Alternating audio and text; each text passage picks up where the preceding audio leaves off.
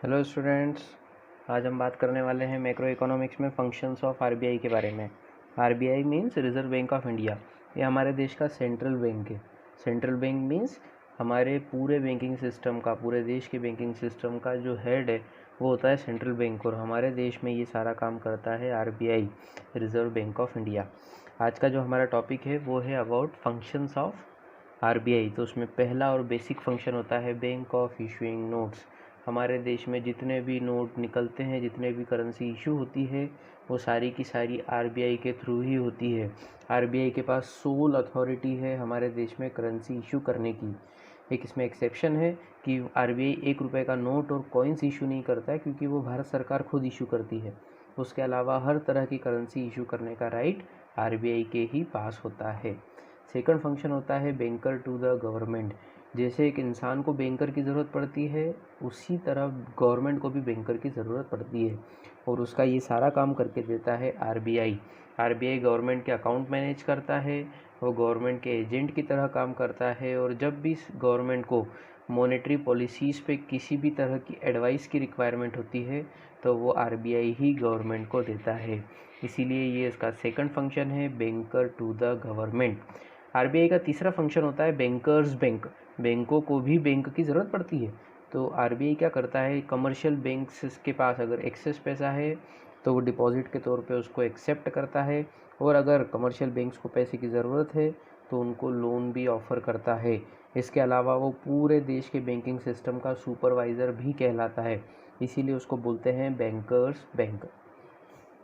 Next function होता है हमारे पास कस्टोडियन ऑफ फॉरेन एक्सचेंज। इसका मतलब ये है कि हमारे देश में जितना भी फॉरेन एक्सचेंज यानी दूसरे देश का करेंसी होगा, वो सारा की सारा आरबीआई की कस्टडी में ही होने वाला है, और जितना भी डीलिंग होता है करेंसीज़ के अंदर वो सारा आरबीआई के सुपरविज़न में ही होता है।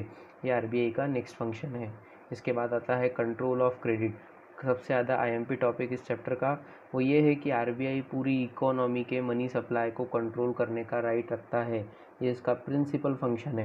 हालांकि इसको करने के लिए उसके पास काफ़ी सारे इंस्ट्रूमेंट है, बट इसी को हम कंट्रोलर ऑफ क्रेडिट या फिर कंट्रोल ऑन मनी सप्लाई के नाम से भी जानते हैं। तो ये थे कुछ आरबीआई के इम्पोर्टेंट फंक्शंस। अब हम बात करते हैं कि क्रेडिट कंट्रोल करने के लिए आरबीआई के पास क्या क्या इंस्ट्रूमेंट्स हैं। तो जितने भी इंस्ट्रूमेंट्स हैं, इंस्ट्रूमेंट मीन्स तरीके जिनके थ्रू वो कंट्रोल करता है क्रेडिट पे, तो उनको हम दो कैटेगरीज में डिवाइड करते हैं, क्वांटिटेटिव इंस्ट्रूमेंट्स और क्वालिटेटिव इंस्ट्रूमेंट्स। सबसे पहले हम समझते हैं क्वांटिटेटिव इंस्ट्रूमेंट्स के बारे में। ऐसे इंस्ट्रूमेंट्स, ऐसे तरीके जिनकी वजह से इकोनॉमी का ओवरऑल मनी सप्लाई कंट्रोल हो जाए, उसको हम बोलते हैं क्वांटिटेटिव इंस्ट्रूमेंट। सबसे ज़्यादा इन्हीं का इस्तेमाल किया जाता है, क्योंकि इनका यूज़ करते ही इकोनॉमी का ओवरऑल मनी सप्लाई फ्लक्चुएट या फिर कम या ज़्यादा किया जा सकता है। इसके अंदर क्या क्या तरीके हो सकते हैं वो डिस्कस कर लेते हैं। सबसे पहला तरीका होता है बैंक रेट और रेपो रेट का। ये वो रेट होते हैं जिस पे आरबीआई कमर्शियल बैंक्स को लोन देता है। अगर वो बहुत ही शॉर्ट पीरियड के लिए है, 1 दिन 2 दिन या फिर 1 हफ्ते तक, तो उसको हम बैंक रेट के नाम से जानते हैं। और अगर वो थोड़ा सा लंबे टाइम का है, उसको हम शॉर्ट पीरियड ही बोलेंगे, क्योंकि वो नॉर्मली 1 साल से कम के लिए होता है, तो उसको हम, उस रेट को हम बोलते हैं रेपो रेट। ये दोनों का जो इफ़ेक्ट है वो इकोनॉमी पे सेम हो रहा होता है। अगर आरबीआई चाहता है कि मार्केट में मनी सप्लाई कम हो जाए तो वो इन रेट्स को बढ़ा देता है। इन रेट्स को बढ़ाने से कमर्शियल बैंक्स को जो लोन मिलते हैं वो महंगे मिलते हैं, महंगे इन द सेंस ज़्यादा इंटरेस्ट पर मिलते हैं। और अगर उनको ज़्यादा इंटरेस्ट पर मिलेगा तो वो अपने कस्टमर्स से भी ज़्यादा इंटरेस्ट चार्ज करेंगे। नतीजा ये होगा कि लोग लोन लेना कर देंगे कम, ऑटोमेटिकली मनी सप्लाई हमारी इकोनॉमी में हो जाएगा कम। इसके बाद नेक्स्ट तरीका होता है reverse repo rate. Repo rate का उल्टा, जब किसी कमर्शियल बैंक्स के पास ज़्यादा पैसा होता है तो वो आरबीआई के पास डिपॉजिट कर देता है, और उस डिपॉजिट पे से जो ब्याज देता है आरबीआई, अलाउ करता है, उसको हम बोलते हैं रिवर्स रेपो रेट। इस रेट को भी इंक्रीज़ कर दिया जाएगा तो हमारा मनी सप्लाई ऑटोमेटिकली कंट्रोल हो जाता है।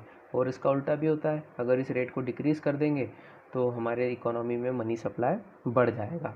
नेक्स्ट जो हमारे पास एक इंस्ट्रूमेंट होता है उसको बोलते हैं हम ओपन मार्केट ऑपरेशंस, शॉर्ट में ओएमओ बोलते हैं।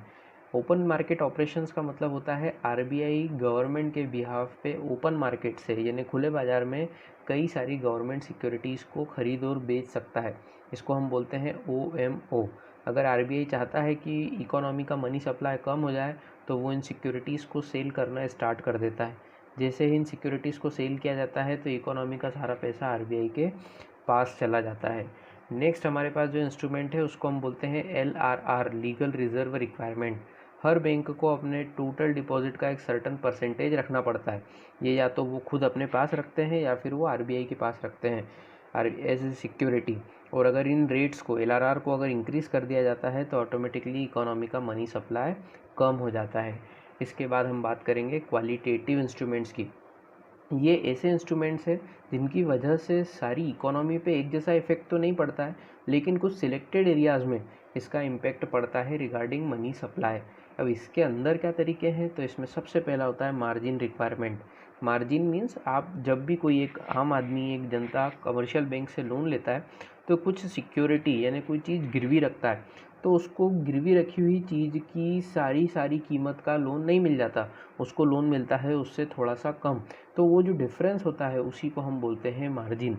डेफिनेशन पढ़ेंगे, margin is the difference between the current value of security and the value of loan granted. उस सिक्योरिटी की कीमत और उसको जो लोन दिया है उन दोनों के बीच के डिफरेंस को हम बोलते हैं मार्जिन। अगर आरबीआई चाहती है कि मनी सप्लाई को कम कर दिया जाए तो इस मार्जिन को बढ़ा दिया जाता है। इसका मतलब उसी सिक्योरिटी पे लोन मिलने लग जाता है कम। इसके बाद एक और तरीका होता है, that is credit rationing. Credit rationing का मतलब होता है किसी पर्टिकुलर सेक्टर में या किसी बिजनेस एक्टिविटी के लिए लोन देने की लिमिट्स या कोटा को सेट कर देना।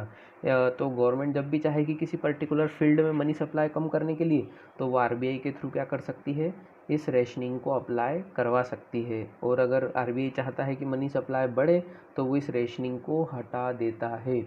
और उसके बाद लास्ट हमारे पास एक तरीका होता है, इंस्ट्रूमेंट होता है, दैट इज़ मोरल सुएशन। ये कोई इंस्ट्रूमेंट ना होकर के जस्ट एक एडवाइस होता है जो आरबीआई अपने कमर्शियल बैंक्स को देता है, लेकिन ये जो एडवाइस होता है ये विथ डायरेक्शन दिया जाता है आरबीआई के द्वारा। तो सीधी सी बात है, बैंकों को इसको फॉलो करना ही होता है। तो ये सब तरीके थे जिसके थ्रू आरबीआई अपना क्रेडिट कंट्रोल कर सकता है, और क्रेडिट कंट्रोल खुद आरबीआई के फंक्शंस में शामिल है।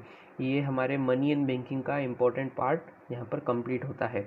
वीडियो अच्छा लगा हो तो प्लीज़ लाइक करो, शेयर करो, कमेंट करो और हमारे चैनल कॉमर्स एक्सपर्ट्स को सब्सक्राइब करो। Thank you.